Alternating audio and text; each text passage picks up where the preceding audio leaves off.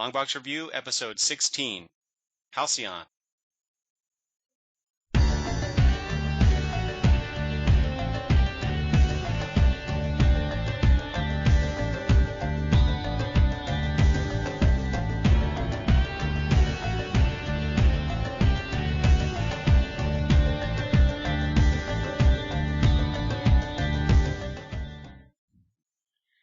Hi, this is Eric from Longbox Review at longboxreview.wordpress.com. Today, Travis and I are here to talk about the Image series Halcyon. That was Image. Okay, I panicked there for a second thinking it was somebody else that published it. Nope, it's Image. All right, let's see. Halcyon, written by Mark Guggenheim along with Tara Butters, his wife. Artist, I didn't know. Yeah. Artist is Ryan Bodenheim with colors by Mark Englert. And that's the creative team. Travis, did you know that the origin of this story comes directly from the movie Watchmen?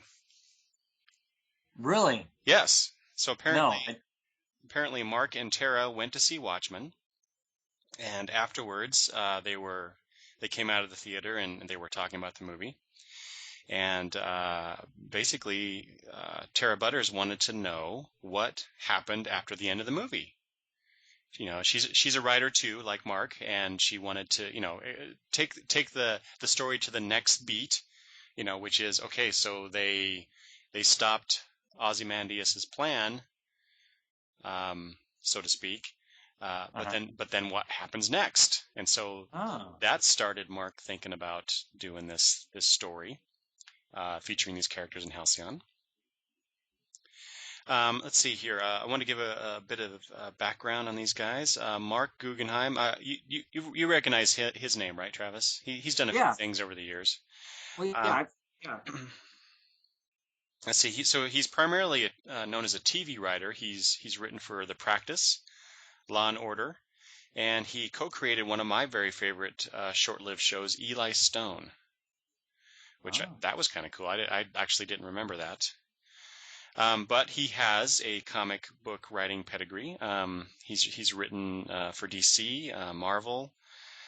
He's done his own creator-owned stuff besides Halcyon. Let's see. So he's worked on Aquaman, Wolverine, Blade, Flash. That's when Bart they aged Bart. And then shortly after the series started with Bart as Flash, they killed him off. Nice. And then and Resurrection is his creator-owned work, besides Halcyon. His wife Tara is also a TV writer / producer. She's worked on Law and Order SVU, Dollhouse, which I didn't really remember that either, and also created. Do you remember the show Reaper? Yeah. Yeah. It's funny how these people that who's worked on other things outside of comics that I've absolutely enjoyed. Here they are doing this book. Let's see. The artist Ryan Bodenheim has done pencils for Black Panther, a Red Mask for Mars, and worked on Fear Itself, Fearsome 4 more recently. And Mark Englert, I'm sure he's done a lot more work, but the only thing I could really find that he's worked on besides this book of Halcyon was Hackslash. So, but that was just me doing a quick Google search. I'm sure there are other credits out there. So I apologize to at least the color artist here for not having more of a detailed look at his work. Let's see. Halcyon was announced at the San Diego Comic-Con in 2010, but at that time it was known as Utopia. Utopia, yeah. And Travis, I know that there's a little bit of a story there with you. I remember you posting something about this. Do you remember what that was? Actually, no, to tell you the truth, I don't exactly. Other than I know I ordered it as Utopia, and so I ended up not getting the first issue ordered to me because I still had it requested to get it under Utopia, and the people I was ordering it from didn't know there was a change in the title. Yes, that's what I remember. And so I had to go to the store and pick up the first couple issues. It was missed. Yeah, I'm not sure why that name changed to it. I don't know. Yeah, I tried to find out why they did that. and I really just based on, like I said, I just did a real quick search on the internet about Halcyon and the people involved, and I could not, and specifically, I wanted to find out why they did that, why Mhm. they changed it from Utopia to Halcyon. I think we could guess, perhaps, why they wanted to make the change, um, but I couldn't find anything directly about that. Yeah, the title Utopia is boring. Yeah, And a little too on the nose, perhaps. way, yeah. So yeah, and Halcyon Well, has. I mean, but it was billed as a what do superheroes do when there is no crime? Hmm. Of course, the book we got wasn't the book I expected it to be, but Oh that's yeah. okay. So Yeah. so what did you expect the book to be? Well, because we saw this stuff and the brief solicitations for it, and because it's not a one of the big two, so you don't get as many at least it seemed like we weren't getting as many blips about what it was going to really be about to give us more detail on it. Um, I wasn't sure what to make of it. I was just going to pick up the first couple issues because to me, it is a curious question. What do superheroes do after there is no more there's no more crime? Um, but I almost wondered if it was going to be kind of a tongue in cheek kind of a book because I mean I don't know how seriously you could take that. How far can you go with that question? I don't know. Hmm. Um, so I was getting it on a lark because I like the question, and so I was going to at least get the first couple issues to see what it was going to say. Hmm. But what we got, I guess, wasn't what I expected. Like I said, I expected it to almost be some sort of a you know tongue in cheek kind of a thing, Yeah. and it wasn't that at all. It's funny to hear you say that. Just so the listeners know, Travis and I haven't really talked about this off mic, so to speak. So this is just us now verbalizing our thoughts about the series to each other. Uh, But it's interesting, Travis, that you say it's not exactly what I expected, because that's exactly how I feel about this book. Although I did come at it from the viewpoint of, like you did, about this may be a tongue-in-cheek interpretation of this kind of a story. uh-huh. I took it at face value based on what I knew of it, and so again, what we got in the end, I'm not sure matched what I was thinking. So, but we'll get into that as we go along. But it's just interesting to hear you say that as well. So this might be a short episode. Who knows? Uh, so yeah, so Travis, you said you picked it up off the shelf. You got all 5 issues monthly, or Yes, I or did. or however they came out, because I don't think they Right. came out quite monthly, as I remember. No, there was a gap between I think like 3 and 4 or something like that. Oh yeah, But yeah. and I took notes on these things, and I actually did put that down, the cover dates on those, but I did not put down what the cover dates were for issues 4 and 5. Oops. Does it say on your copies? Do you have them handy? Um. Yeah, I'm looking at them now, but it doesn't. Let's see. See, folks, this is what happens when I don't do my homework. November, December. Well, I didn't either. January for 3. Then it's March. Uh, The third issue is January, and then issue 4 is March 2011, and then May okay. 2011. I think I did. I think I did read that. That rings a bell, but for some reason I didn't write it down. Okay. Well, we'll get back to those in some time here. All right. Let's get into it, Travis. Let's see. Oh, first, actually, 2 more things I wanted to mention. If you want to do some more, I think some interesting reading. There was a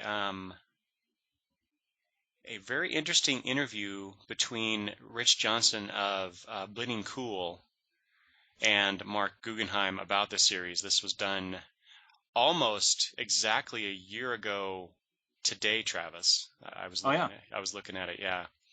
And I'll provide the link in the show notes for the folks to take a look at that, because Rich Johnson does not pull any punches, man. Um, but I'll get into that towards the end of the episode. I want to touch on that just a little bit. But man, that was interesting reading, and Mr. Guggenheim's responses was equally interesting. So I missed that somehow, so I'll look forward to the link too. Well, like I said, I Googled Halcyon and Guggenheim just to see what came up, and that was one of the links that came up, and I read through that. I'm like, wow, I've never seen an interview quite like that between a comic blogger and a creator. Yeah. Well, anyway, I'll talk about that later. But so we'll get to that. Okay. So before we get into the actual issues, I wanted to take note of who exactly we're talking about. Let's see here. So the major cast of characters, there's a bunch of people in here, but these are the ones I felt needed to be recognized. So, in sort of order of appearance, we have Jarhead, who is basically a Captain America analog. Then we have Oculus, which is our villain of the story. He comes across as kind of a sort of Doctor Doom type. Doctor Doom / Lex Luthor, pretty much any arch villain that bases his shtick is kind of science based, Right. kind of all wrapped up into one. Then there's Saber, which is our Batman, Zenith, which is our Superman. Oh boy, here we go. My writing is not good. Agni, I believe, is right. The fire Yep. god, and the Guggenheim and Butters tells us who these characters are as they appear, and gives us kind of a brief, very brief description of them. Yeah. Like Zenith. Well, at times actually, I think they do a good job of giving us a really brief description of what they can do, like Agni, and that is correct, Agni, Indian god of fire and light. Okay, so that way we have an idea of kind of what the character is. We at least get a reference from where he is and what his powers are, right? Mm-hmm. But then for like Zenith, he does this, world's greatest hero, and that's it. Now, granted, it doesn't take a whole lot to see, based on the panels, the stuff that's going on in the story, that she is the Superman of the story. But Right. I just found it interesting that they chose to do that as opposed to somehow being more descriptive in what uh, Zenith could do. Then there's Enos, which is the enhanced chimpanzee. And Travis, I don't know about you, but I kind of equated Enos with kind of like Martian Manhunter in a way. I suppose. What else? So Go ahead. well, I guess I never really I guess I didn't take the time to you ponder what their niche was, and like in comparison to the Justice League or something along those lines. Yeah. But yeah, he's kind of the more of the brains of the bunch, I guess. Well, and partly, and it's not so much, obviously there's really no connection between him being an enhanced chimpanzee and the Martian Manhunter, but he seems to be the one where communications kind of goes through. He's kind of like the hub of the group as Right. far as that. So that's Yeah. kind of why I thought of Yeah, you're right. of John Jones. Um, let's see, who else? Triumph is, I guess she's kind of like, she's the strong female, so Well, this says superheroine. yeah, That's all it's ever heard. exactly, superheroine, Yeah. and And consider don't forget Null. right. I was gonna say, so then we have Null, and then what? So yeah, what is? Do they ever describe Null, or is he just Null? He's just Null, Yeah, and which he doesn't talk. He which uses is sign language. mm-hmm. Yeah. Yeah, I thought that was interesting. So Null, and then there's nothing about him. So I guess that makes sense. Although still, from a reader's perspective, I find that just slightly annoying. Um, then there's Transom, which is the super speedster, and finally Yeah. Cyclops, which is the telepath of the group. Like I said, there are other characters, but those are kind of the major ones throughout the story. Okay. So you didn't really put a whole lot of thought into how these characters are kind of like analogs of other characters we've seen. I guess I didn't.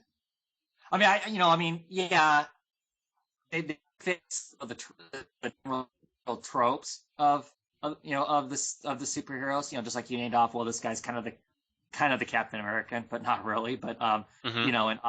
and Sable is, I guess, a much more violent version of Batman.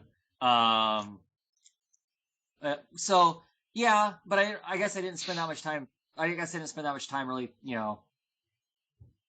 placing him in those things. Now, I'm just curious. When you read this, did you have the prior knowledge that this was based off of the Watchmen and what happened after the fact? No, I did not. Okay. That's something I Because I learned don't know, during my I might have research. read these differently. If I had known that that was the premise, I might have read this whole thing with a different tilt than what I did. Um, but I mean, yeah, I mean, yeah, like I said, I recognize that they fit the traditional niches of your general superhero group, that all of the kind of areas are covered. Your super speedster, you know your powerhouse, your you know kind of the brains of the group. That was all kind of represented there in your standard traditional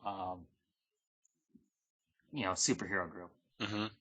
But in this first issue, I wasn't sure how many of these people were really going to be that relevant. It struck me that the people that were going to be important was going to be Sable and potentially Zenith, because they have more face time than anybody else does. Right. Well, that and Oculus, obviously, being the bad guy. Mm-hmm. Okay. So Sure.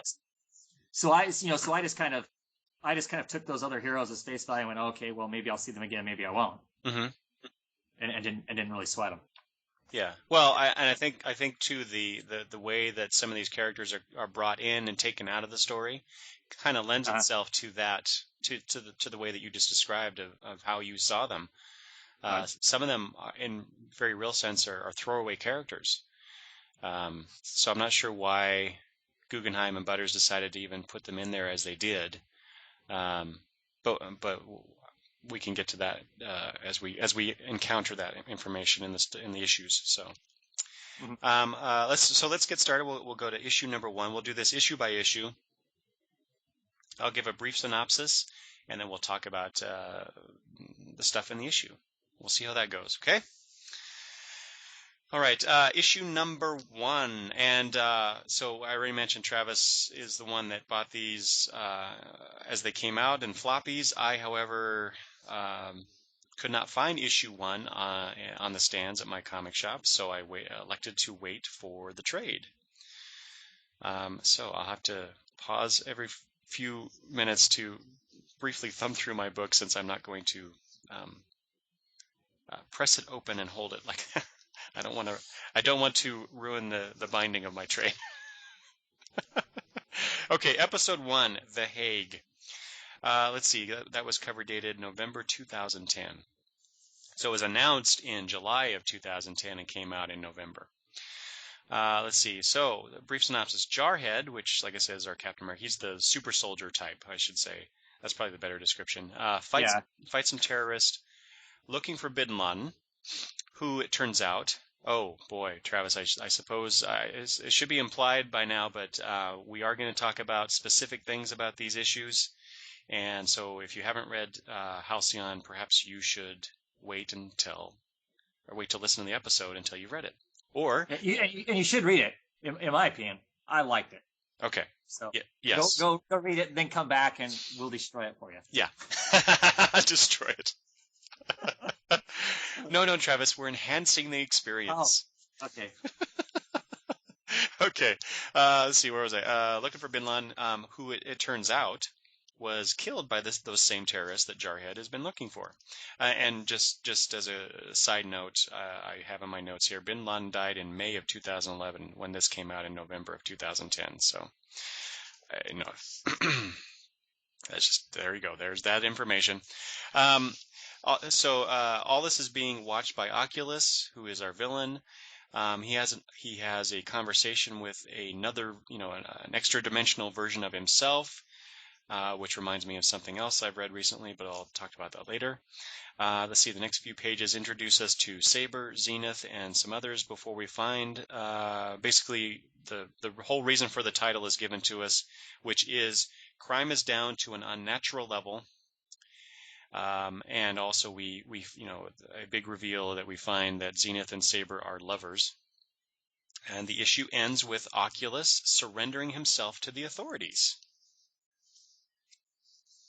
So Travis, what did you think of this first issue when you first read it? And the reason I ask this is that I find it so our reading experiences will be slightly different, I think, because you read them as they came out, and I read it all at once, within a 20-minute time frame. Right. I think you probably got the better read than I did. Oh yeah, I think so. Because in this series, and I can't remember now because it's been a while since I first experienced and read these things. There was a point where I was like, well, do I want to pick up the rest of the singles or do I want to pick up a trade? Because it was interesting, but I don't know that it was, I wasn't sure where it was going to go, and I didn't know that I wanted to know where it went. But I'm glad, like I said, I'm really glad that I picked up the rest of the issues. I ended up really enjoying it. This first issue starts this. It took a lot to set up the premise, didn't it? To me, it seemed like it seemed like it took a lot of energy to set that up. I don't know. To me, it seemed like it. Obviously, the first issue is supposed to set up the premise of the story, and it did that. But there were parts of this that, looking back on the whole thing, I don't know that were needed. I don't know. I like the setup of parts of it. That was a curious way to set it up. Oculus turning himself in at the end didn't make any sense at this point to me. Sure. I didn't think there was enough information on why he was doing that. I like the introduction of some of the characters and whatnot. There's some great ways that they did it. Like Sable's character, for instance, obviously you get you get a full scope of exactly what a thrill junkie and kind of a crazy guy he is, as to how he goes about taking out the thugs that he takes out, and the last little bit of his initial introduction where they make the comment that gee, what's the problem? Usually you leave at least one dead guy, and he didn't leave any dead guys. That was awesome. Like, ooh, wow, that's kind of and the kind of on his face about that. I just, some of that stuff was interesting. The whole them sleeping together, I don't know that was necessary. I kept waiting for that to be a more important part of the whole thing. Mm-hmm. And I guess it sets up later on for there to be some pauses in the action, but I don't know. I don't know if that was, yeah. So yeah, when I read this first issue, it had me wondering about the next issue as to, was it really going to go somewhere? Because, like I said, when I got this, I was still expecting it to be, I guess I didn't know what I was expecting it to be, but I guess this wasn't what I was expecting it to be. So it wasn't necessarily delivering at the time what I wanted it to be. Because for some reason, like I said, I had a preconceived that it was going to be, that it was going to be already a utopia, and I didn't realize that it was going to be a story about it moving towards a utopia. Okay. So I went into this going, whoa, hey, second panel, guys being obliterated. This doesn't seem like a utopia to me, as we're still beating up terrorists and whatnot. But I still enjoyed it. I like it better now. Like I said, but when I first got it, I was still under the impression that it was already a utopia, and it was going to be a bunch of superheroes sitting around going, "Okay, now what do we do?" Not, it's happening, and the question of, as it happens, what's going to go on. So. Okay, that's Interesting. Because okay, so I went into this just knowing that because I remember reading the solicitation for Utopia in previews, and I Hmm. thought, well, that's an interesting premise. I'd like to read that. And then over the course of the next year basically, because I decided to wait for the trade, I'd heard some things, but I tried to keep away from any spoilers or anything. Uh-huh. Um, because I like to read the story with my, fresh eyes, with my own take on it as opposed to someone else's. But I think I remember you had posted some things about the series, and I read those. That was probably my only other exposure to it. So I think I already knew, maybe just gleaning stuff from what I had read of the series, that we weren't going into this story, like you say, as expecting a utopia, and then how do the superheroes and other characters deal with that situation. But other than that, I really didn't have any idea of what was going on. So when I read it, you get that introduction with Jarhead and then Oculus. Let's see, Saber really is kind of like the first time where it's really in your face as to, something's up here, because you get his reaction to what that cop said about him. And then we get some more characters. To me, the story, every few pages we get some new characters, and we get a slight movement forward in the plot. Not really that much in this first issue until the end, towards the end, where we have the Halcyon team meeting, where Saber has brought up his idea of the crime dropping, and so they're discussing it, and then basically that leads into the very end, which I thought was a really good way to end a first issue for a comic like this, where the bad guy gives himself up. It's like, well, okay, what the heck? Yeah. That I thought that was a really good draw, to get people to buy the second issue.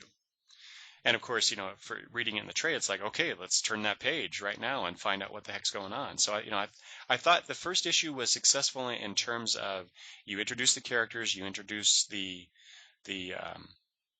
the conflict here, which is an interesting idea. Crime is dropping, with the implication of, well, what do these crime fighters do now, if with that event occurring. So I thought that was a pretty good way to get people hooked and to find out what the heck's going on. I actually I like and dislike, in some ways, the reveal of the two, Saber and Zenith, being lovers. Especially, they set them up to be antagonistic towards each other. When he calls her, especially when he calls her Amanda, and she doesn't like that. They end up in bed together. It's like, okay, fine. And just as a side note, Travis, did you notice in that panel where they're shown in bed, there's a bunch of cracks in the wall, the wall next to where the bed is? Uh-huh. I just thought that was interesting. Anyway, uh, somebody likes it rough. Anyway, Yeah. I, I was hoping that this relationship would be an integral part of the story, and in ways it is, in other ways it's not. Um, Right. However, so those are all the things I like about the story. Um, but so what I was trying to do was to go back and think about, okay, how did I feel about this first issue for me it's kind of hard, but like I said, because I read it all at once. Right. There was no pause. I got to the end of the first issue in the trade, and I Sure. turned the page immediately and started reading the second issue.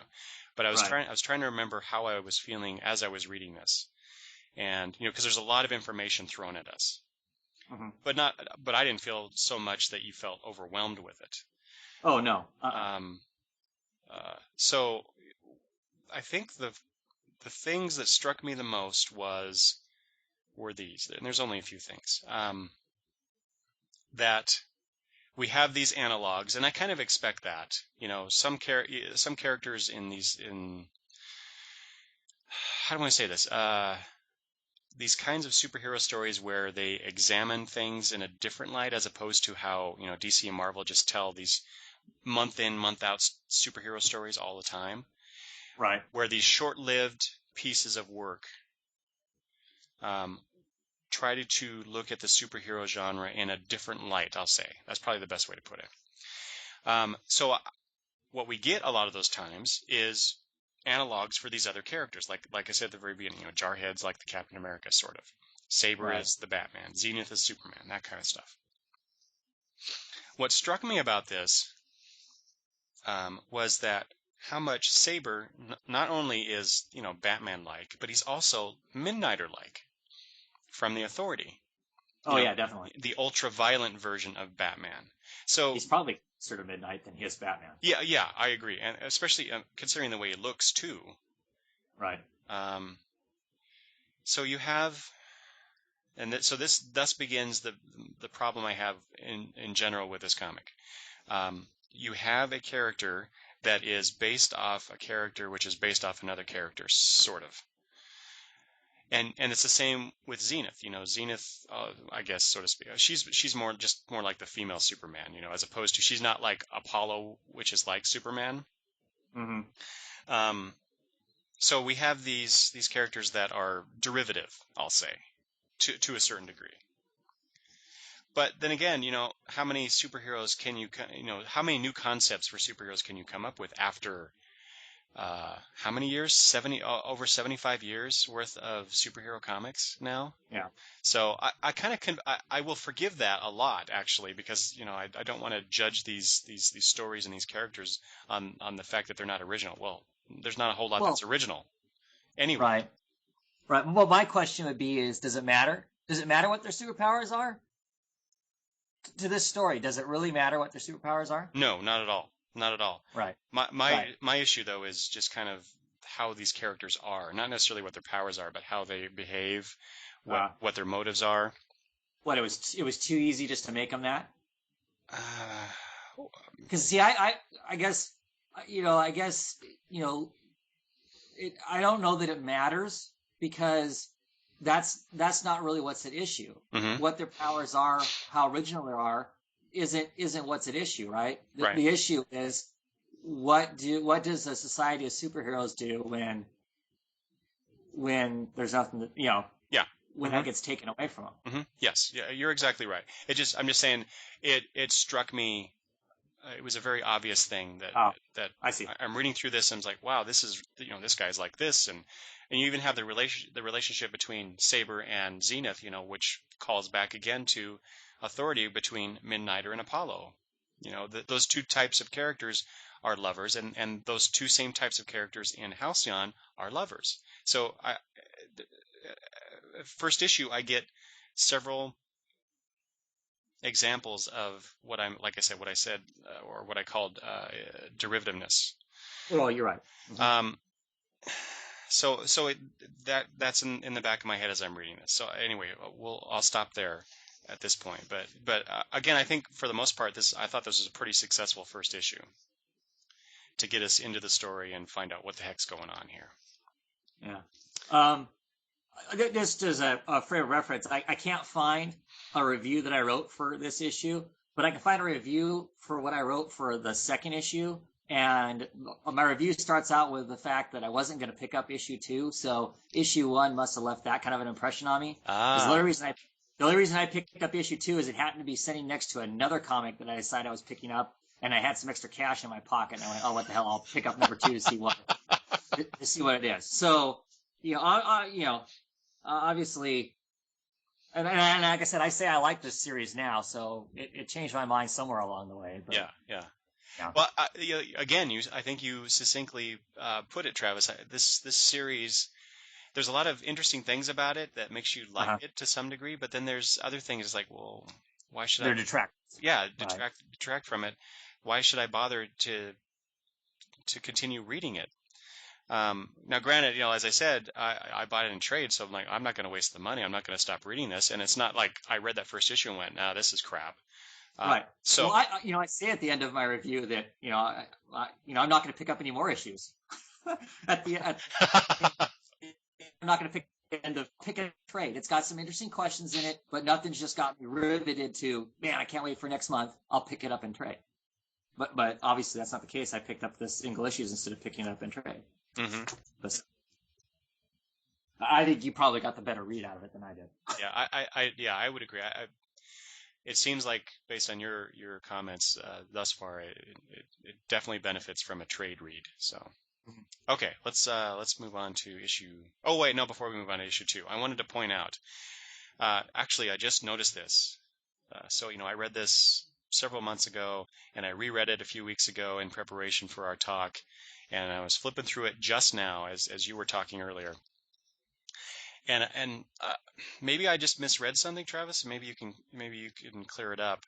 But the time frame of this first issue kind of perplexes me because it starts off with Jarhead fighting the terrorists, and it says the caption is 1 month ago. Uh-huh. And then you move a few pages ahead, and it shows Oculus. Again, it says 3 weeks ago. Uh-huh. Right. And then, okay, so maybe not. Maybe I just misread that at first. Okay, so a month ago we're shown Jarhead fighting terrorists. Okay, then a week later we're shown Oculus having a conversation with himself, watching what's going on with. Maybe that's what confused me. Looking back, he's looking back at what happened last week, taking out the terrorists. Except so you go to the second page where after Oculus shows up, and there's that blue mist, that blue smoke, right? And it's exactly the same pose as what's going on in the panel below it. So he's been fighting terrorists for a week, and it just took him a week to get to where Bin Laden was at. Right. Okay. So when I first read this, when we get the reveal that the terrorists themselves killed Bin Laden, I read that as, so the crime rate dropping, that whole effect is already in effect. But I don't think that's the case, because the Oculus of the Halcyon world basically got the idea to do what he did, I guess, from his other dimensional self. Uh-huh. So how could that be? No, I think it's already in place. It's already starting to take effect. So he already started that? Yeah. Okay, hold on. Because we don't get anything else with Oculus, do we, until the very end? No, wait, we do. There's this one page. Right, where they're on their way to. Okay, I'm sorry. Yeah, he does say to his manservant Barbinance, or however you say that. Sure. That what I've been contemplating for months is the right course of action. So, see, I took that to mean he hasn't actually started it. He's just I think it's decided. Already, but I think it's already set in place. Yeah, I think you're right. I think based on what we've seen before, this indicates that he had started it. He just maybe hasn't fully committed to it until this moment. He can stop it whenever he wants to. Oh, sure. At this point, right? So he started it, and I think he's looking to see how it's taking effect before he does his next move, which of course is turn himself in. Yes. Okay, that makes sense. I guess that when I was just flipping through it now, based on what I remembered reading of it, something didn't make sense. But I think that's exactly right. That's what's going on here. So, okay, that makes sense now. We can move on to issue 2. All right, issue 2, cover dated December, so it came out a month later after issue 1. That's good. Interestingly, issue 2 starts out 1 month later after issue 1, so that's a nice bit of symmetry there. The superheroes lament the lack of a need for them. They're discussing this. Let's see here. Saber finds see, I should really, really type up my notes next time we do something like this, Travis. I'm sorry. It's Saber finds the girlfriend, Cyclops' girlfriend, and then goes after Tragic, the character Tragic, thinking that character had something to do with Cyclops' disappearance. The issue ends with most of the members of the Halcyon team announcing to the world that they were retiring. That's pretty much how I saw this second issue. There's not a whole lot going on in this. Yeah. We get a few character moments. Yeah, there is, but... Yeah, but you're right. I guess I kind of shortchanged this this issue, but that was, as I was reading through it, I'm taking notes. That's kind of the highlights of it. So, Okay. what would you think? What else should we mention on about issue 2? Well, okay, the fact that Tragic is as a villain, right? Right. And so Did I not mention that? no, you just Okay. said the character Tragic. You didn't Oh, say there was a sorry. villain. Yes, he is a villain. He's kind of a bastard too. Oh, he definitely is. He's evil all in all. The only Yeah. reason he isn't totally despicable, I assume, is because slowly everybody's becoming these nice, non-homicidal, people. Mm-hmm. I mean, yeah, he's absolute cretin. Some of the earlier panels that first talk about him, it shows him, you know, looks like covered in blood, swinging a knife, and there's a bunch of, it looks like an entire family hanging by their necks behind him. So obviously the guy's despicable, from that standpoint. Um, yeah, this issue, like I said, from my, looking back at my review from almost a year ago, there's some curious questions in here, some things that are interesting, but it never delivered oh man, what's going to happen next feeling for me to be excited to pick up the next issue. Yes. Yeah. I think that's So I don't, exactly it. Because I don't know why they're like, because the big reveal at the end, the big, okay, come back for the third issue is, oh, we're retiring. yep, we're all done. Yeah, Yeah, that was the wrong way to end this issue. I think Because then so you're like, too. okay, so other than the stuff, like I said, other than the stuff that has to do with Sable, that's the only interesting part is Persistence? his continued persistence, and people continue to point out, look, man, you should be, normally he would be butchering these people because he's a killer. I mean, he's a vigilante who seems to have no qualms. We've gotten the impression with the fact he has no qualms with, killing the bad guys. That's his answer to to dealing with the criminal element. If they're dead, then they can't be a criminal element anymore, right? Mm-hmm. Uh, but it posed some more interesting questions in this. Like the one page that has to do with Jarhead, for instance. What the hell is he going to do now? Mm-hmm. He's this, hyper bred, super soldier. There's no wars. Everybody's completely in stand down mode. So, how does that, all work out and stuff? So, and the other part in here, is this the one where they talk about that, oh, I can't remember top of my head. If this is the one where they talk about, well, yeah, the fact that Oculus has set all of his minions up to be, into a World Aid Organization, his Mm-hmm. entire Yeah. criminal element. So that's an interesting thing too. It's like, what the hell's going on? Like I said, there's some really interesting questions in here. It just, yeah, it didn't deliver it the right way, I don't think. Mm-hmm. Yeah, I would agree with that. I It did. it didn't end on an exciting note for me, like I said, to be going, oh man, what's the next issue going to be like? So now I'm trying to figure out why the hell I picked up the issue. I was just going to ask you that too. I, So I enjoyed, though, the opening of this series, or sorry, issue 2, this issue with Transom.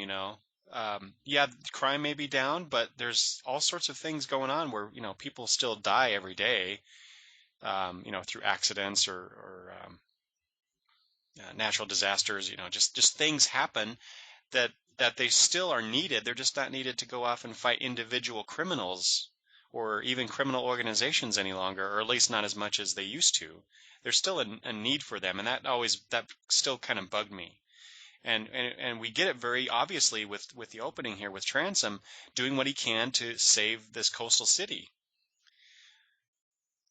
And you're telling me that the entire world can't still use these people?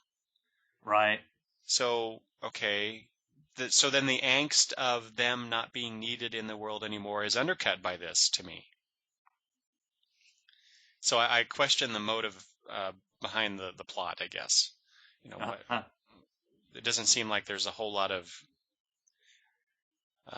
reason for them to go, yeah, maybe I should retire, or I'm not needed, and that really makes me sad. because we get that full on next issue with one of the characters. So like I said, I like that whole thing with Transom. The conversation with the heroes, again discussing their obsolescence. I thought we didn't perhaps need that as much.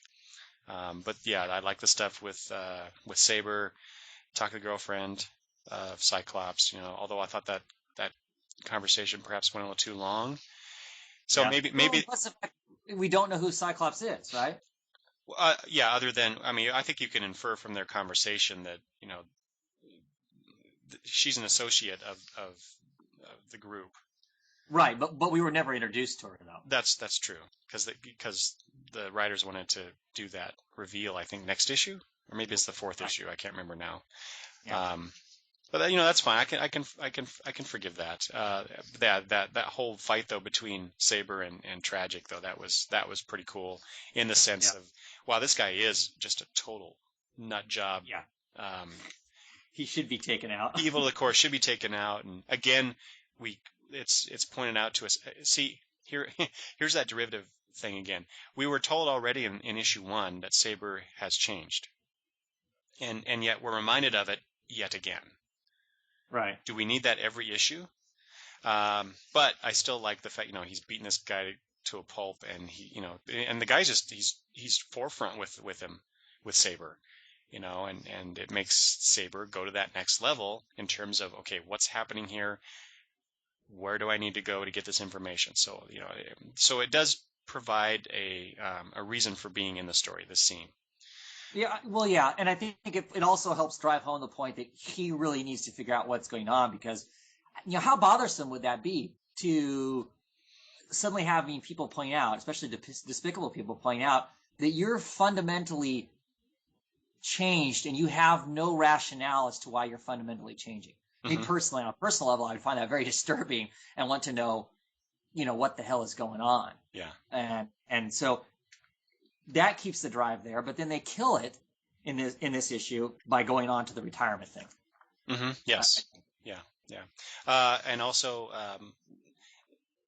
there's a page here with Zenith where she's flying through the clouds, and you get her inner monologue, which I liked. Mm-hmm. However, again, going back to that derivative idea, this reminded me specifically of something I read in Astro City many years ago. So there's a scene in one of those issues of Astro City where the Samaritan has a very, very similar inner monologue that we see here about that she can fly and she's free to do so, and she's it's all this stuff that all the responsibility, the weight of that is kind of off her shoulders, and she feels good about that. And it's just, like I said, it's very, very similar to what I've read in Astro City. Now that could just be a huge coincidence, but like I said, there's just many things in here that makes me think of other things I've read, and not just that's kind of similar to X. This is very, very similar to X.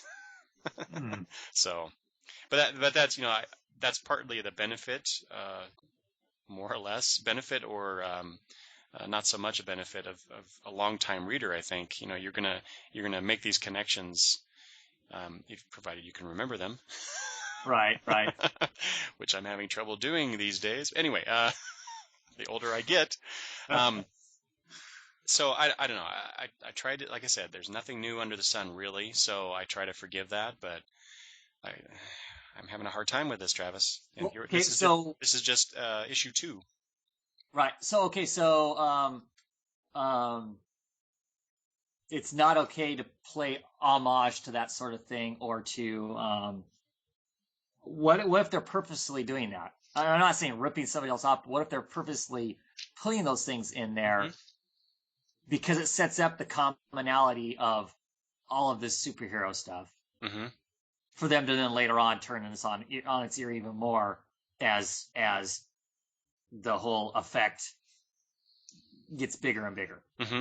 I think that's a very valid But obviously it's not working. It's obviously not working for you though. I don't think it's, but I don't You don't think they're read doing this that? as an homage. I don't. I think this is just either Guggenheim independently came up with these ideas, or maybe, sometimes this happens, because I've done it too in my own writing, where, I've read something that I really liked about somebody else's work, and I decided to try and incorporate it in, but do it in a way that is not a direct callback to it. And, Right. Okay. obviously you can succeed at that, or sometimes you can fail. And I think in some of these cases, Travis, I think Guggenheim and Butters are failing. Ah. But again, it could just be a huge coincidence. Right. So like I said, I'm of two minds of this book, and I'm not sure which side is winning at this point. Um, okay. Well, Anything? well, yeah. Like I said, for me, I had no. I mean, number two, I thought, well, I'll still save money picking it up and trade. It's got some interesting questions in it, but it didn't. It wasn't. It wasn't holding me down for me to go, man. What's going to happen next? Mm-hmm. Like I said, it had some interesting questions in it, but at this point, I fully intended that I was going to hope it was going to make the trades, and that I'd pick it up and trade. Mm-hmm. Because there was, like I said, for me, there was some interesting stuff in here, but there were lots of other parts in it that just kind of, well, pulled its own legs out from underneath itself. The way this issue ends, for instance, with the last 3 pages being their announcement that they're going to retire. That just took the steam out of everything, really. Mm-hmm. So what? So they're going to retire. So what? Yeah. What does that matter? What does that matter to the story? For me, the interesting part of the story is this pursuit of why is it happening? So, yeah. Yeah, too slow going. They should have perhaps moved that part of the story along a little further in issue 2. Yeah. But okay, so let's unless you have anything else to say about issue 2, let's move to what they should have done is they should have put the end of the comic before he beats the hell out of Tragic and left that be the end. They should have made that the end of the comic. Before he beats up Tragic? So move the retirement on Hero Plaza. Put that before he. Oh, I see. Yes. Before we get the pages of him slapping the crap out of Tragic. So we ended. The final page of the book would have been the guy Yeah.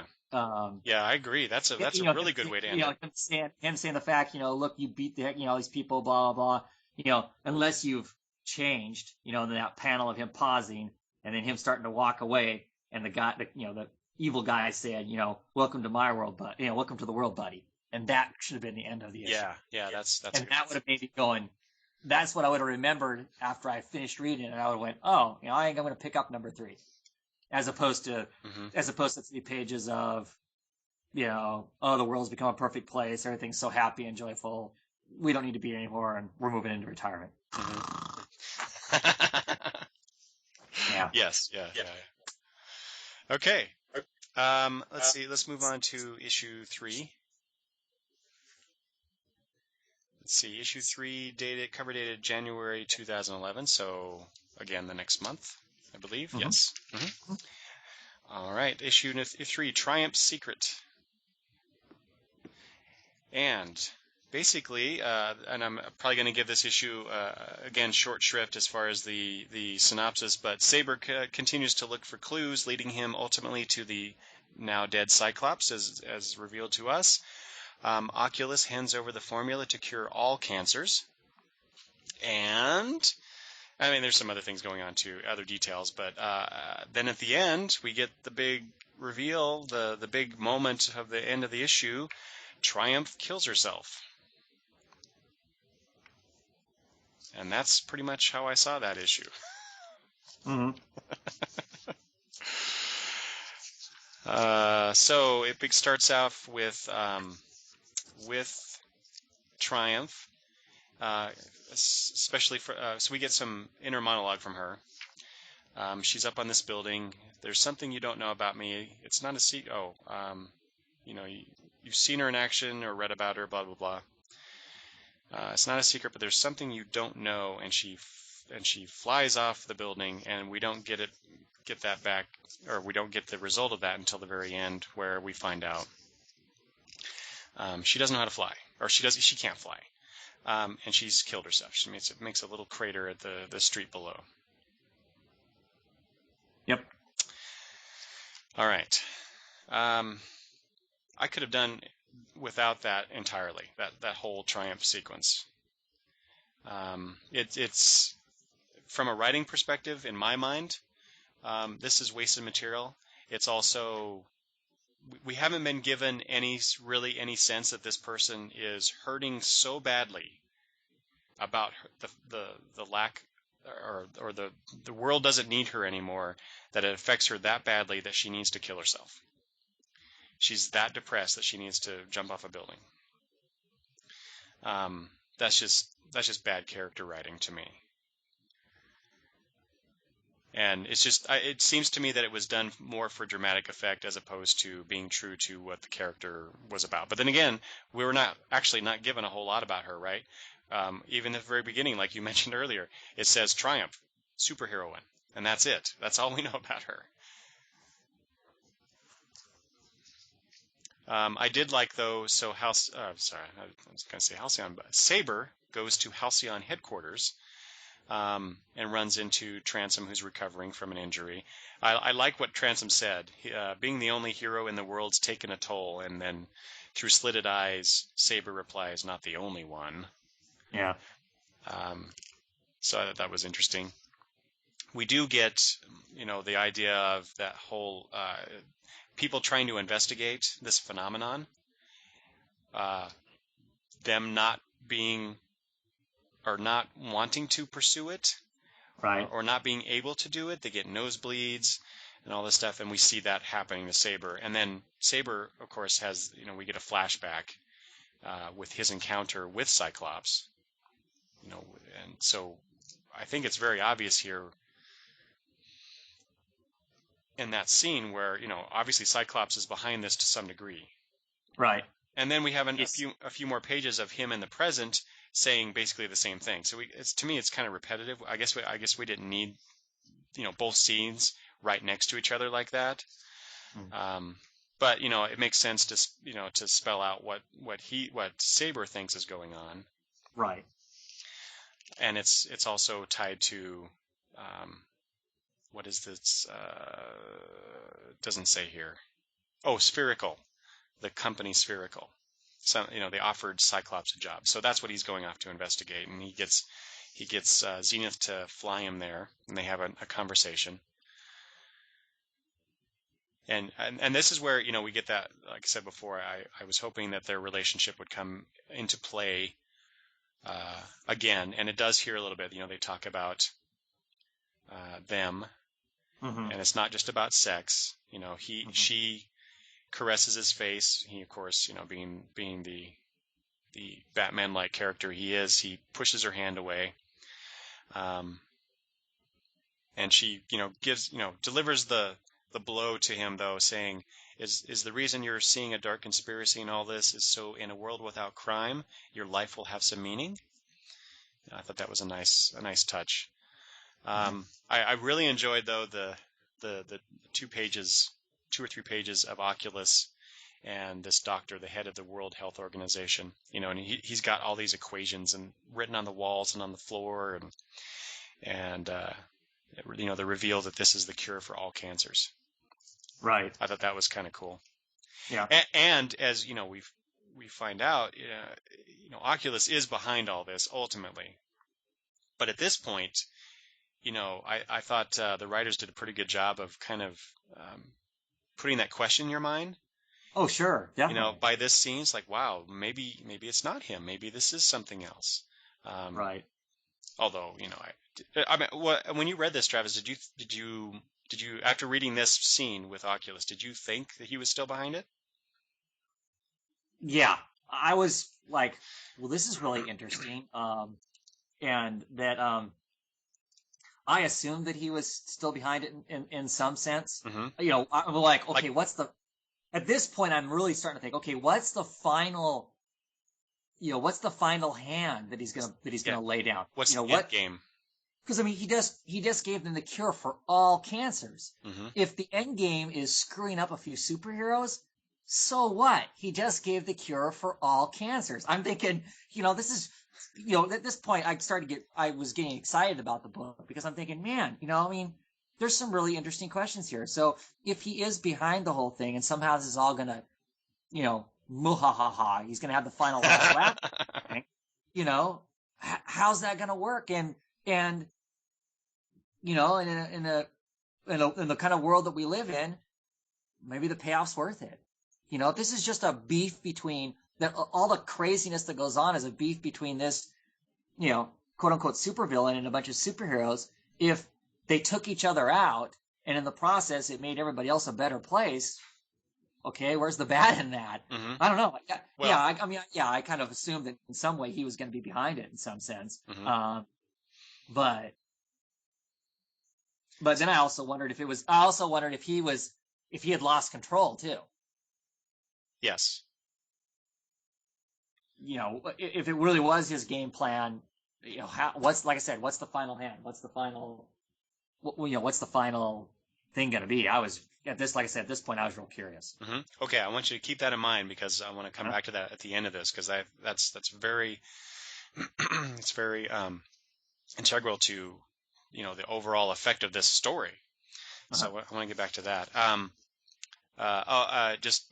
got to this moment in the issue is we talked about how the writers introduce the characters with their name and then kind of a little a really brief caption of who they are, and Null didn't have that in issue 1. But then we get it here in issue 3. Null, retired superhero, current team deathmatch junkie. So he's been reduced to that. Yep. But then we kind of see, what he is. He taps into the information superhighway. Right.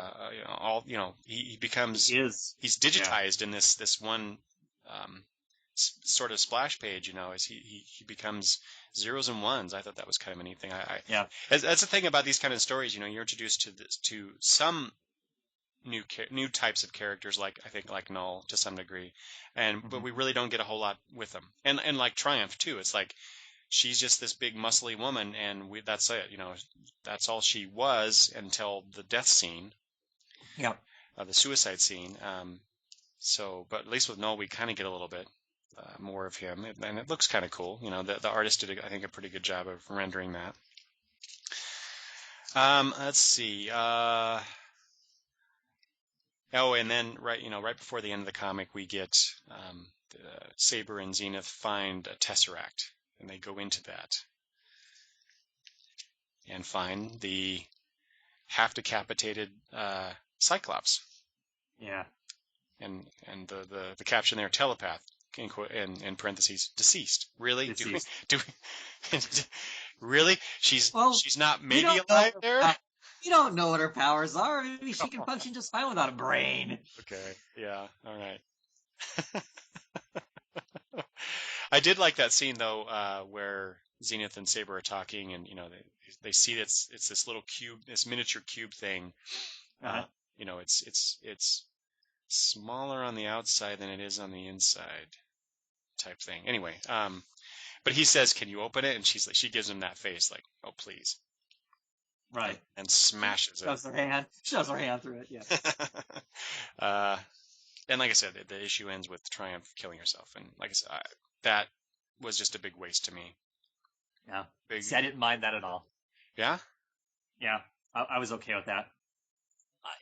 I don't know. I mean, yeah, it would have been nice to have known more about the character, to be invested in the fact that her life is obviously miserable without this.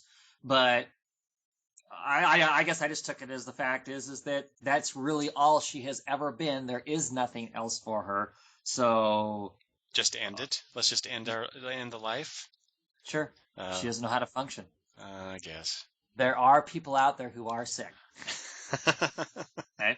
So no. Yes, it was for shock value. It sets it up in the first page, and you don't see the end of it until the last page. I don't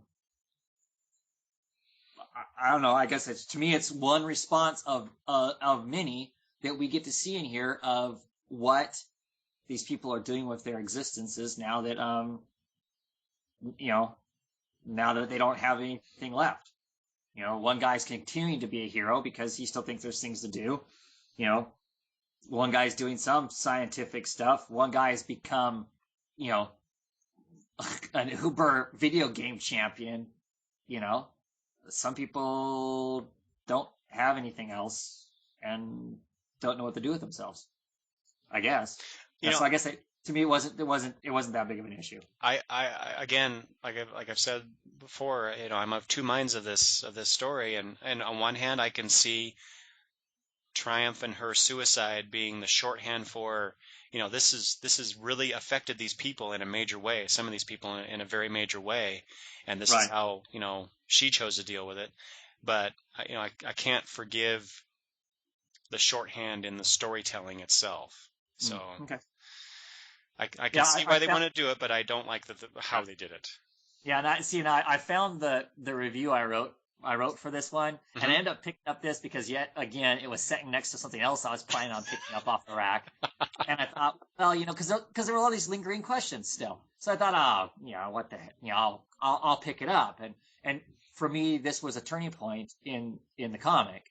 For me, Yeah. I read this, and there was just enough stuff going on in it that it got me excited about, well, hell, what's really happening here? You got this superhero that looks like gave up her life and brain to potentially shut this whole thing down, and yeah, I don't know, and the whole thing with our supposed main uber villain of the planet, giving us the cure for cancer, all cancers, and yeah, if this is the issue that turned the corner for me, it made me go, wow, now I want to know. I want to know what's going on Hmm. next. So I was for sure picking up, the rest of it at this point. I wasn't going to wait for the trade. Okay. All right, let's move on to issue number 4. Came out, as you said earlier, March of 2011. This is Theory Test. Let's see. Both Saber and Enos examine the dead bodies of their peers. Saber realizes who is responsible for the change in the world. Or at least it's revealed to us, the readers, that he knows. Um, I would think he would have known earlier in the last issue, but it wasn't explicitly spelled out. Jarhead briefs an assembly of generals talking about the military buildup across the world and how if the phenomenon should cease all of a sudden, World War III would likely ensue. So we get, well, we'll come back to that. Saber infiltrates the prison where Oculus is, and we find out that he is indeed behind this phenomenon. Saber tortures Oculus via his pet crime-fighting dog, Evie, which that was really cool. I love That that. was a good way to get around the whole Yep. nonviolence phenomenon. Yep. Which is Um, obviously getting a lot worse. Yeah. But yeah, yeah. to find out where the device that Oculus has created, which turns out to be in his headquarters, of course. When Saber gets there, he is greeted by Zenith and some other superheroes, and that's the issue. Um, let's see here. So Travis, what jumped out at you in this issue as interesting or Uh, not? well, that whole scene with Oculus and whatnot, I thought that was great. Him busting in the place to get to talk to the guy, and basically saying, I know you're behind the whole thing, and using the dog. I absolutely love that. That was Uh, good. that was hilarious, because he's just, obviously he's beyond miserable there. I mean, he's bleeding out of just about every orifice that we can see at that point. Um, because he can't do it. He sure would want to, but he can't do it. So, instead he sends the dog that, since I can't touch you, and then the next when they're flying off the plane, it's like that was fun. Yeah. I, I got a kick out of that part of it. Um, Well, I liked how, when he first shows up at Oculus's cell, Oculus is really condescending and superior. I'm the superior intellect. And then at the end, he's like, he brings a dog and he says, "I'm testing a theory." I thought that was a great yeah, um, yeah, uh, kind of a mirror. poke it. Yeah, well, a great mirror to what Oculus, is. He's the super intellect. He's the smart guy in the room, and yet here's this street level crime fighter, um, kind of throwing that back in his face. It's like, well, I can test a theory here too, and you're gonna pay, buddy. Yeah, that was really cool. That was probably, what does that say about us, Travis? That the threat of torture happening to Oculus is the best thing about this, or the one thing we're talking about in this issue. Because I mean, well, I think it was funny. It's a way around the whole. Yeah. It was a clever way around it. Yeah. Yeah. Now, let's take this moment to its next level. What if that hadn't happened? What if the dog couldn't have done that? He would have done, the writers would have done something else. I just, doing what they did with Watchmen, I'm doing it now with their story. Yeah. At least in this moment. We'd be screwed. Well, no, it wouldn't be screwed. I mean, everybody would be all happy, and at some point, Saber's head would explode. Yes, I was going to say, except for Saber, but he'd be dead. He'd bleed to death, or his head would explode from continuing to question the stuff as much as he is, and that would be, that would be the end of it, right? Mm-hmm. I kind of thought the whole thing at the Pentagon was kind of interesting and kind of scary. Yes, exactly. Yeah. So we get this huge weight of potential danger, right, and destruction thrown in, just waiting to explode. But of course, nothing really happens. I mean, that threat is still there at the end of the series. Yes. Well, but it is still there. I mean, yeah, nothing happens. There is no World War. But the fact is that there's this continuing insanity of buildup. If something happens and we suddenly get the aggressive button back, the whole thing is just going to be catastrophic. Mm-hmm. It's not like it's going to be a slow slip back into our old ways. With this buildup that's happening, it's going to be catastrophic. I don't know. I thought that was frightening. The idea that there's just this, whatever it is out there, because at this point we don't 100% know, whatever it is that's maintaining this, if it goes oops and breaks, stops, or whatever, there's going to just be this, like I said, not a slow slip back and never being aggressive. There's going to be this huge, potentially just catastrophic. I don't know. That was extremely alarming. Mm-hmm. The idea of it, and man, if Saber's successful in shutting the thing down, all hell breaks loose. Right. So we doesn't just go back to being the old ways. It's worse than the old ways. Exactly. But and it becomes more of a worldwide issue as opposed to, these poor superheroes and they're not needed anymore. Right. So the weight of the story, the weight of the conflict has certainly ratcheted up to 15. Oh yeah. On a scale of 1 to 10 by this one scene.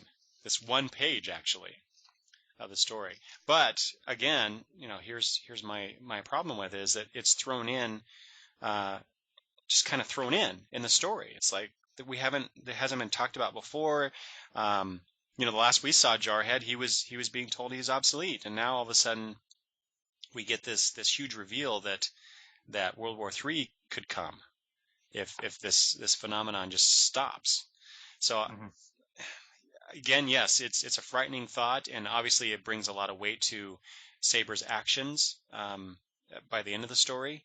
But again, like I said, it was just kind of thrown in there, and I question the technique that the writers employ to bring this in. So they shouldn't have added it? I'm not saying that. I'm just saying the series should have been. The series should have been 10 issues long to cover all that. No. I don't see how you have. It's got to be one or the other, doesn't it? Well, I don't know. Maybe if we would have gotten this earlier, perhaps. I don't know. And maybe if we would have had this. Well, I think earlier it wouldn't have worked because we're building to the climax. This is issue 4. There's only one issue after this. You need as much weight as possible, right? Mm-hmm. As telling a good story, mm-hmm. You need as much weight as possible going into the final, into the end of the story, right? This is just, to me, this is just more of the buildup of the pressure that's involved with what stakes are involved. Because otherwise, the only stakes that are involved is this is personal. Mm-hmm. It's personal. Mm-hmm. And I don't disagree with what you're saying. And the world, and there needs to be some showing there that it's affecting the world in some other way other than we're now all, wearing flowers in our hair and loving our neighbors. Yeah. Well, I just this you know this is just my personal preference. I would have liked this kind of this weight. I keep saying Mm-hmm. a little earlier in the story, just so it wasn't just a story of Saber trying to figure out what the heck's going on through these 4 issues. Mm-hmm. So anyway, I really think that's a minor point. I just wanted to remark about it. What I really like though about this issue was the conversation. Again, we get back to the relationship between Zenith and Saber. Yeah. That the very end of the comic. Yeah. Well, yes. Yeah. Basically, basically, we already know he's going to follow this to the very end if it kills him or not. But the question is, if they become opposing forces, what is she going to do? Right. And of course, what's he going to do in response? Because he even spells it out. What are you prepared to do to stop me? And he keeps walking away, and he says, and she does nothing, of course, and he says, that's what I thought. But Mm-hmm. She does follow him to talk to him about it more, and so again we get a little. It's kind of a repetitive scene, but it does forward the plot. And there is a panel here where Saber is actually, he admits that he loves her, and he does have a tear in his eye. So, Yep. so there's the emotional weight that I've been waiting for in this story in the next to last issue. It's like, yes, this is exactly the kind of stuff I like to read about between characters. So this is when the story became really interesting to me on a character level. So this is where, if I were you and I've been reading these issue to issue monthly, month to month, this is where I would have went, yes, I can't wait for the next issue to see what happens between these two. Mm.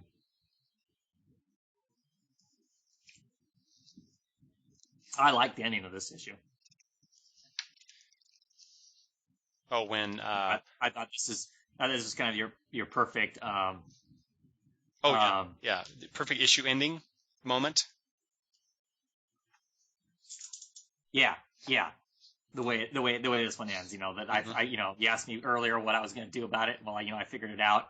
And of course, it's a 2-page thread reveal of of a bunch of her buddies. Well, not even her buddies. I mean, heck, it's even got Creepazoid in it. So yeah, Tragic's there, and some new characters. Well, sort of new. I mean, the two. So I'm looking at that 2-page splash ending here, and the two characters on the far left and the far right. We've seen them before, but saw them. Yeah, they were kind of in the background, but we don't know who they are. Right. Well, because I don't think it really, in the grand scheme of things, no, it doesn't matter. But I'm just saying, if they just, well, I guess the armored guy we haven't seen at all, if I remember correctly. But yeah, you're right. It doesn't really matter. I just pointed that out, that we actually have seen at least those two before. Yeah. That ending was great. The issue 4 really ratcheted up. We talked about the whole Pentagon scene, but and the moments between Zenith and Saber. But yeah, we get to this point. It's like, yeah, got to read the next issue for sure. Okay, Travis, just so you know. Okay, let's move on to the last issue, Reflection. As you say, it came out in May. So between issue 3 and 4, there was a 2-month gap, and then between issue 4 and 5, there was a 2-month gap. That was interesting. I'd like to know why. And we haven't talked about the art at all in this. We're just going through the story. So we will talk about the art at some point here. But let's move on to what this issue is about. And this is what's in my notes, Travis. The fight issue. And that's basically it, right? They have a big fight. But I do have a whole page of notes on this one issue alone. It's the most I wrote about any of these issues. Let's see here. Zenith talks to Saber, who turns out to actually not be Saber, because Saber has employed another superpowered being to help him, while he goes and infiltrates Oculus's base and comes across Enos and Transom. They fight. Saber has this, and then the last issue, he actually showed it to Zenith. He has this little device that he calls it a nullifier. So it nullifies their powers, although we're not told how that exactly works. Right. But we're just supposed to accept, okay, he knows how to build something like this. Okay, whatever. Transom runs at Saber and grabs him, and he's still running when Saber activates the nullifier, and Transom crashes into a wall at super speed, killing him, presumably. Let's see here. Saber finds Oculus's weapons cache and a note addressed to him. This is. Let's see. And then we cut to a scene with Zenith fighting the person who was the distraction, who turns out to be a character called Camo. Yep. Who can, shape-shifting or some sort of illusion to so he appears to be he can appear as someone else, and I have a problem with that whole scene, but we'll talk about that in a minute. Let's see. Inside, the remaining heroes that Zenith has recruited search for Saber, who is now wearing Oculus's armor. He of course takes them all out. Let's see. Zenith, with Null's help, takes out Camo and Saber's dog in a gruesome scene. Oh, yeah. Where Zenith tears Evie in half. Saber fights Enos, and Enos ends up dying from the fall in that scene. Zenith then shows up, but Saber knocks her out. Jarhead then shows up with the entire U.S. Army at his disposal. But Saber is yet again prepared for this with a bomb that wipes out the army. And this really interesting. We talked about talking about the art. I love that. I love that shot. Yeah, that shot's really cool. That they did. Let's see here. Inside again, Zenith confronts Saber. He tells her that she should kill him, but she just tells him to go. Again, a repetitive scene telling us something that we already knew, but. So Zenith and the army stand guard over the device that Oculus created, while Saber uses Oculus's resources to plan the destruction of the device, and thus ends the issue and the series. Okay. Final issue, Travis. What do you think about it? I liked it. I enjoyed the fight. I enjoyed watching him basically kick the hell out of the rest of the superheroes, basically. And this, to some degree falls back to, what if, the equivalent of Batman decided he was, done playing games with everybody and just decided to, grease everybody that got in his way for whatever his ultimate goal was. I like the argument between her and him at the very beginning of the, the very beginning of the thing. But I like the fact that he employed his own super villain to help him sneak into the place, and it seems like that guy's got a personal beef with the heroes, so of course he has no problem with with messing with them.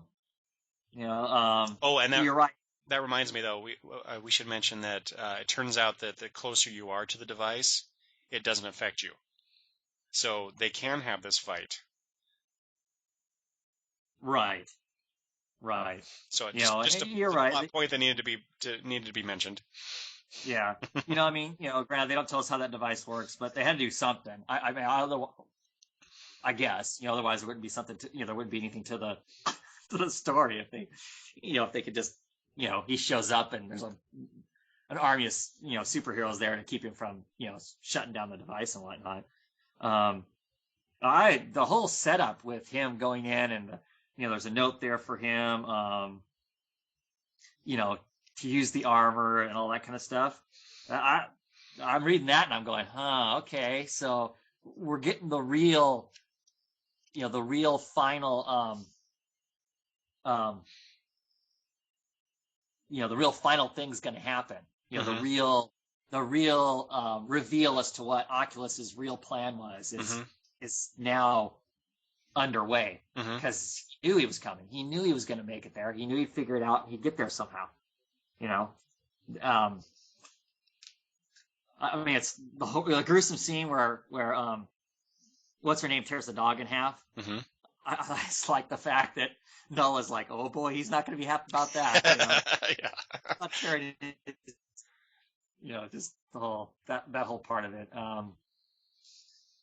You know, you know, like I said, I like the fact that he wears the armor, kicks the crap out of pretty much everybody. Mm-hmm. The scene where you know Jarhead beats the hell out of him for a little bit there and goes, you know, you dipshit.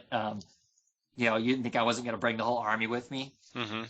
and his just, you know, okay, you know, and obliterating them all. That was pretty awesome. Like, holy cows, you know. And the fact that when he gets down below, of course, the last person he has to fight is, you know, is Amanda. And of course, he doesn't have the bomb anymore to potentially deal with her. That might have been his one, you know, way to get out of it. Mm-hmm. I don't know. I love the ending of this, where he ends up, he is Oculus, isn't he? Mm-hmm. Isn't he basically Oculus? So Oculus wins, doesn't he? And the fact that he basically killed how many heroes end up getting killed out of this whole thing? And the few that are left are pitted against each other. Yes. Yeah, it's quite the evil scheme. Oh yeah, heck yeah. I just don't see that many comics where the bad guy wins. Mm-hmm. Yeah. Mm-hmm. At the end of the day, the hero's always, you know, coming out on top. Well, and do they come out on this?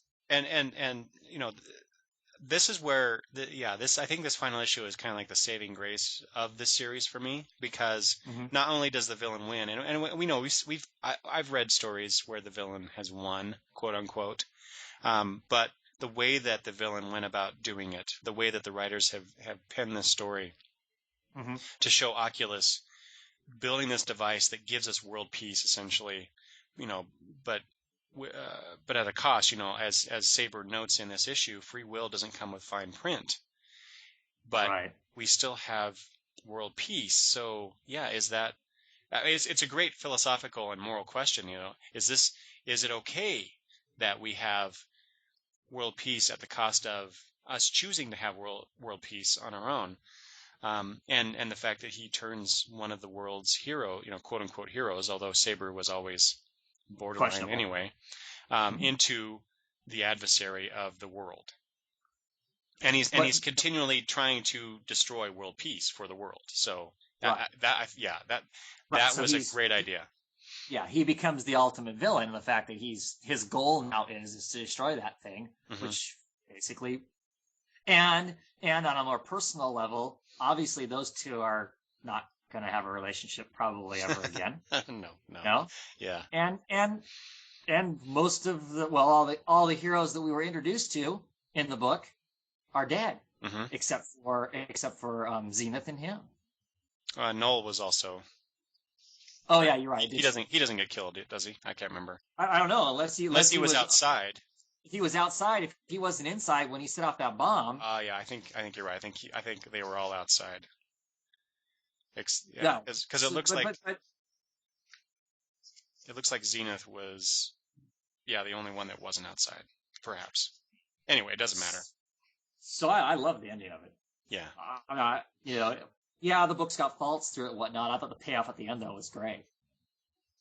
You know, just the whole, how it all, you know, is set in place. Now, does it actually address the question, what happens in a world with superheroes when there's no more crime to fight? I don't know that it does that.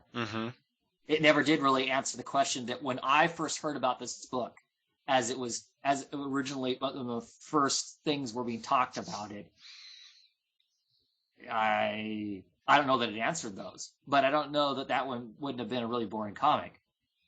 You know, a comic about superheroes living in a world where there is no crime anymore.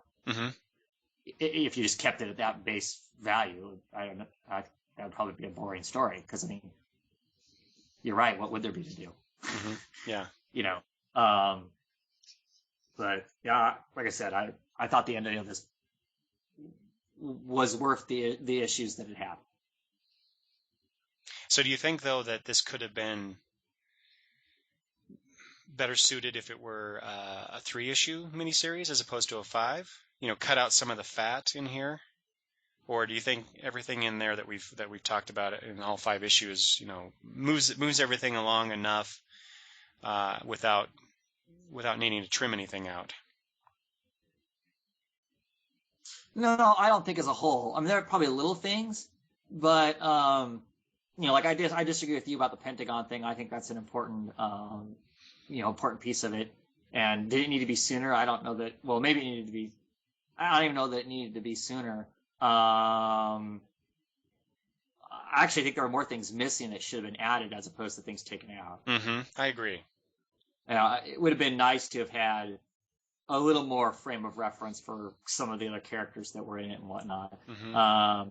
It might have been interesting to have some more world view because we didn't really get much world view other than everything's getting better. Other than the Pentagon scene, that's the only real, if I remember correctly, the only real world view thing we get. Yeah. How does this affect the world other than simply saying, well, nobody wants to hurt anybody else anymore. Mm-hmm. I totally agree with that. Yeah. So, but then I like the way they delivered some of the stuff. I liked the whole Cyclops thing and whatnot. That I thought that was interesting, putting her as, she's a character, but she's obviously a dead character. Beforehand. Let's see. So I wanted to just talk about a few things, some particular things about this issue. So I mentioned before camo. When we find out that who we think that Zenith is talking to is Saber actually isn't. It's camo. So I mentioned I had a little problem with that when we're discussing the previous issue, and so we see the scene in issue 4 where Saber is flying with his dog out to Oculus's headquarters, and we get his inner monologue here. And he lands the plane, and we see this scene where Zenith is in the forefront, and Saber and the dog is in the background with the jet. And he utters a curse word and says, "Guess I'm not the only smart one." And then he walks towards her, and they start having the conversation. Well, it turns out it's not him. Yeah. Yeah, I had a problem with that. I realized why they did it. They had to have the fake out and all that stuff. That's fine. But the way that it was done. It seems, I guess you can make the argument that this is camo now, thinking these things, but it doesn't fit. The way it's written doesn't fit. Yeah, and you know what? I didn't catch that until yesterday when I was thumbing back through these things, reading over them again because I knew we were going to be talking about this. Because of course there was 2 months between this comic and the last one. Yeah, and so that little thing wouldn't remember, but I'm sure reading the trade where you're just going right from one right to the next, yeah, it would stick out like a sore thumb. So, yeah. And like I said, I from a storytelling standpoint, it's a nice little way to perform a sleight of hand. But it's kind of, I thought it was kind of lazy on the writer's part to do that. But let's see here. Well, part of it, how is he having that whole argument with her? To some degree. Well, you can. I read that once you get the reveal that it's camo, everything he says makes sense given the assumption that camo feels very similar to Saber. Well, yeah. And I think in some ways too, camo does talk a little differently from Saber, and I think it's shown here in some of the words that he uses. So I can see that. They have similar viewpoints, and so he's making Saber's argument for him, but he happens to have the same argument. So yeah, one presumes that Saber and Camo talked about it. He does say after they introduce Cameo, it does say down there Saber's creeping through the tunnel, saying, like I'm the only one in the world thinks this is unnatural. So exactly. I mean, yeah, exactly, yeah. We mentioned the Eevee getting torn apart, and then that panel where they show that where it's getting into the art a little bit. It's the dog and Zenith are in black, and everything else is red around it, just shades of red. I thought that was an interesting way of doing that. I'm glad that we didn't actually get to see a more realistic blood and guts shot. Right. I was glad we were spared that because there's a lot of blood and guts in this already. Oh, yeah. And then again, speaking about the art, we mentioned earlier that shot. It's basically a 2-page spread of when the bomb goes off and you see And again, a great use, I don't know if this is the penciler or the color artist or what, but a great use of minimalized color, because there's a shot of the bomb going off and you see um, Jarhead being obliterated Right. to the point, he's got the skull is showing and the rest of his body is slowly being blown away. But it's Right. everything in the background is white, and everything that is, something in the foreground is all red or outlined red. It's not like there's no other colors in here. So I thought that was a great way to depict that. Yeah. Oh yeah. Um, yeah, and then again, come back to the relationship between Saber and Zenith. Here it is. This is it. This is the end of them, and they both know it. And she again, she can't bring herself to stop him. She could easily stop this right now. Oh yeah. He has nothing left. He has no tricks up his sleeve. She would just have to. She could very easily kill him, and Yep. she can't because she's in love with him. So in the previous issue, Saber admits he loves her. Yeah. This is where we find out that actually, I think, Zenith loves him. Mm-hmm. Before you could kind of assume that she didn't stop him before because they did have a relationship, but it doesn't necessarily have to be that she's in love with him. But here, she has tears running down her face and tells him to go, and that's it. Mm-hmm. And then we get the next two pages where I almost said Oculus. And it is Oculus. It's the new. He is. It's the He new is. Oculus. Yeah. But Saber now has taken on Oculus's identity and his resources, planning his next move. Again, talking about the art, there's this great the next to last panel of the next to last page. It shows Saber holding Oculus's helmet, and you see Saber's face reflected in it. I thought that was a great shot. Yep. And then the final page, he's there, he's sitting there, he's got his helmet on, he's now fully Oculus.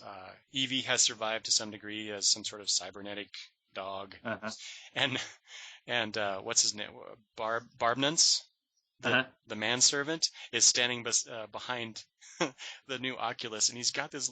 This is great. That look of I can't believe this guy's here. I'm serving this guy. Yeah. Yeah. That's great. But just that, I have everything I need to wage a war on the perfection of the world, just like he planned. Mm-hmm. I just like, man,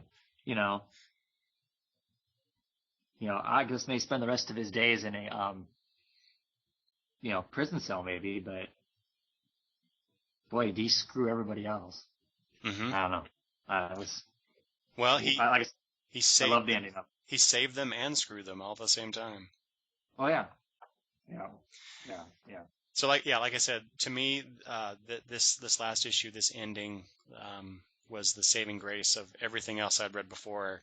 So it really takes all my complaints about the various things that we've talked about, and puts them a little bit into a corner, because of how good the ending really was.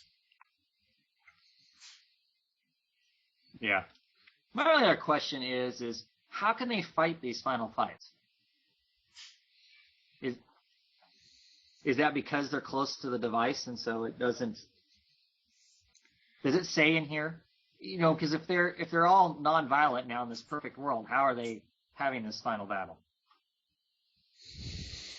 What do you mean? What final battle? Well, just this whole battle at Oculus's base, where everybody's basically, trying to beat the hell or kill each other. Oh, you mean between Saber and the rest of them? Yeah. Yeah, it does. It says on. Wow, did I just make that up? I swear to God, it said something in here somewhere about that. And now I can't find it either.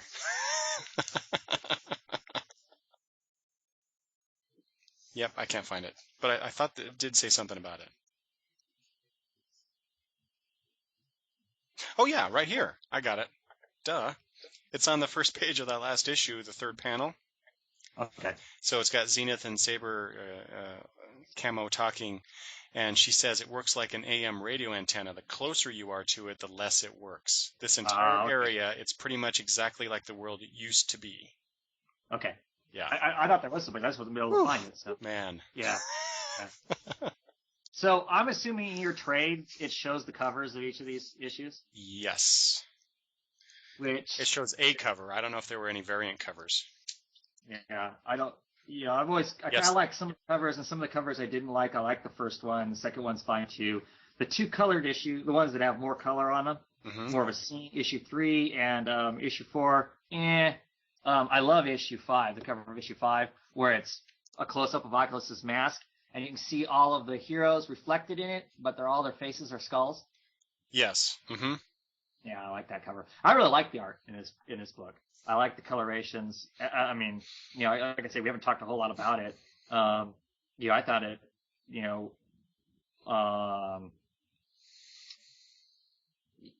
portrays all the emotions, people's faces and whatnot. Everybody's faces don't look the same.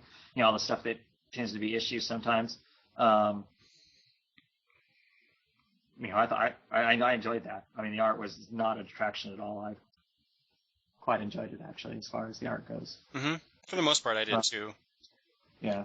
I thought some of because I believe that, so Ryan Bodenheim is the artist, so I assume he's inking himself here. Sometimes I think his inks are a little much, a little too thick in parts. But it's, that's a minor quibble, really. I think his art is, pretty well clean for the most part. The only real issue I have with the art is that sometimes the characters' faces look a little screwy to me, the same characters.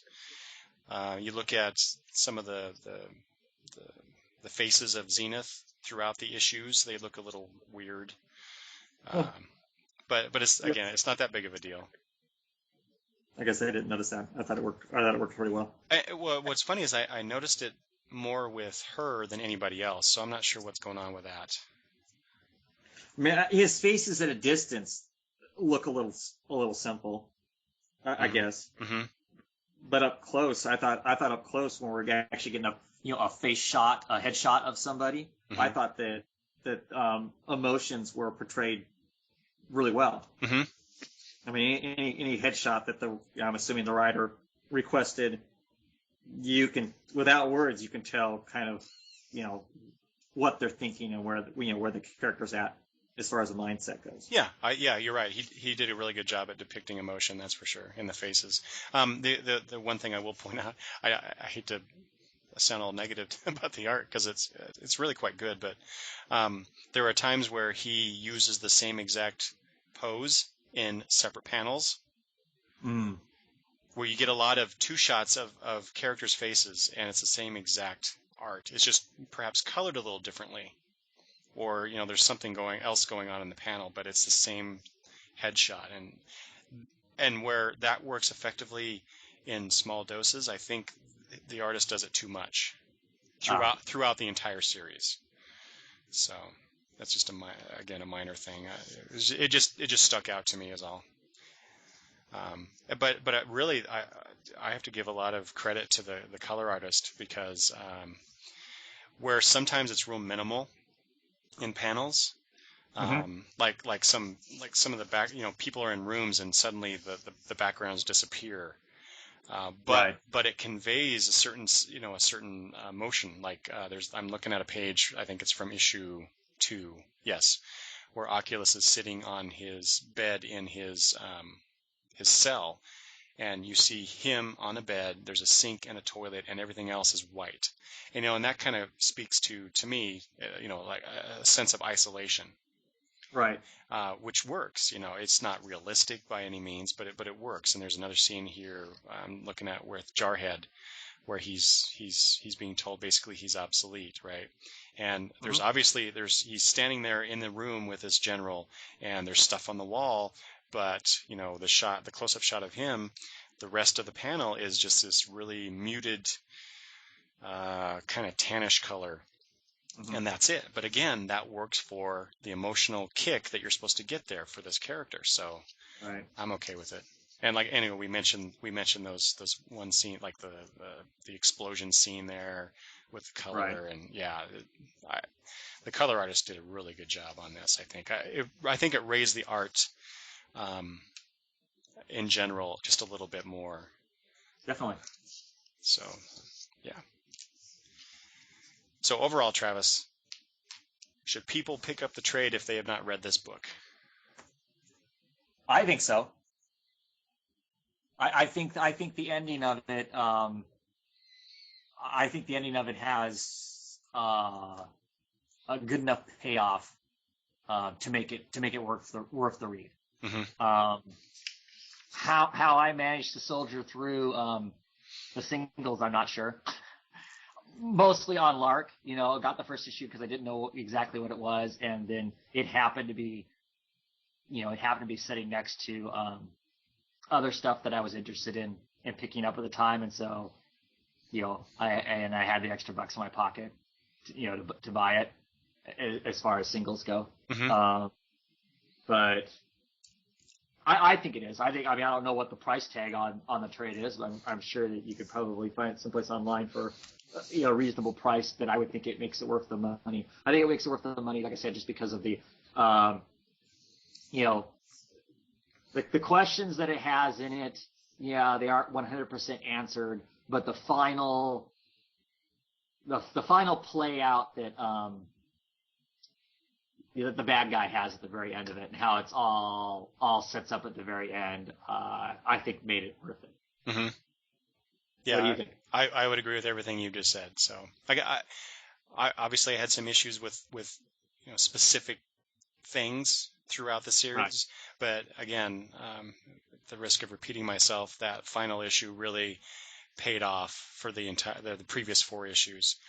Mm-hmm. And not that it negates the problems I have with it, but it does come across as a really interesting take on uh, this kind of superhero story. So yeah, I really enjoyed it. I think people should read it. And since you mentioned it, the trade is only $14.99, and yeah, you can get it for cheaper at places like In Stock Trades or other online places. Right. So yeah, overall, I think it's a pretty good book. I'm glad I was able to read it and talk about it with you, Travis, today. Yep. All right. Anything else that we want to talk about, Halcyon? I don't think so. All right. Well, that will be it then. We will. I think, Travis, next time we get together, we should talk yet again. But I want to get your thoughts on the new 52 now that we are 3 months in. So Right. we talked about the initial, the first issues for several weeks there, and I wanted to get away from DC for a while. That's why we wanted to talk about Halcyon today. Sure. But I want to get back together with you sometime in the near future to talk about what we think about the new 52 3 months into it. Sounds good. So I think that'll be the next issue or the next podcast, and then we'll see. We might do a year-end wrap-up. I've never done anything like that, so that should be interesting, if not fun. Sure. So that's what's coming up for the end of 2011 for the Long Box Review podcast. Let's see, and then of course, we'll be doing some other stuff next year, I hope. Yep. All right. Please, folks, let us know what you think. How did you feel about Halcyon if you've read it? Did you like what we had to say about it? Did you disagree with us? We'd like to hear from you. Please email longboxreview@gmail.com. You can also leave some comments at the blog, and even over Twitter, or even if you like Facebook as well. So with that, Travis, thank you very much. Yeah. Thanks, Eric. Have a good one. You too, and everyone else, thanks for listening.